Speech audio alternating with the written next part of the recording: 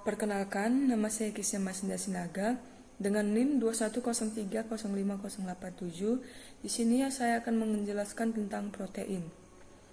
Protein merupakan makromolekul yang terbentuk dari asam amino yang tersusun dari nitrogen, karbon, oksigen, dan beberapa jenis asam amino yang mengandung sulfur yang dihubungkan oleh ikatan peptida.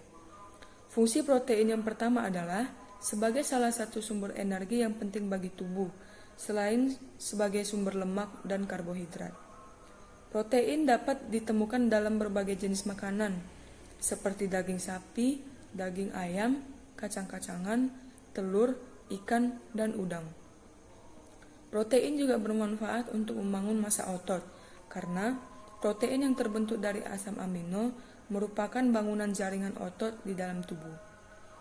Protein dapat menopang kekuatan imunitas selama latihan olahraga, yang menyebabkan meningkatnya performa aerobik atau daya tahan, meningkatkan kapasitas anaerobik, kecepatan dan tenaga dalam olahraga berbasis kekuatan, mengoptimalkan pemulihan setelah latihan, membangun massa otot, dan meningkatkan komposisi di dalam tubuh. Asupan tinggi protein bisa menyebabkan tubuh lebih banyak membuang kalsium. Berkurangnya jumlah kalsium dalam tubuh terbukti dapat membuat tulang keropos dan meningkatkan resiko terjadinya osteoporosis. Kekurangan protein juga dapat membuat tubuh rentan terserang penyakit atau infeksi karena imunitas tubuh menurun. Protein berperan penting di dalam sistem kekebalan tubuh. Bahkan kekurangan asupan protein dalam jumlah rendah sudah bisa membangun fungsi kekebalan tubuh. Adapun tujuan percobaan pada praktikum teknologi pangan USU yaitu untuk meningkatkan kandungan protein pada beberapa bahan dan mengetahui reaksi uji terhadap asam amino dan protein pada bahan lateks, telur, dan susu. Berikut adalah prosedur percobaannya. Pertama, penentuan titik isoelektrik. Bahan dihancurkan dengan air masak kecuali susu segar dengan perbandingan 1:1 dan untuk lateks 1:2. Yang kedua, dimasukkan ke dalam beker gelas. Selanjutnya, ditimbang asam asetat 25% untuk perlakuan pertama.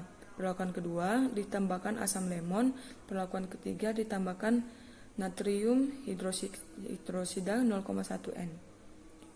Lalu diukur dan dicatat pH penggumpalannya. Yang kedua, pengujian dengan gluten. Ditimbang 10 gram tepung terigu dan ditambahkan 5 ml air. Kemudian diuleni hingga terbentuk adonan yang kalis. Kemudian dibentuk adonan menjadi bulatan dan direndam dalam air selama 1 menit.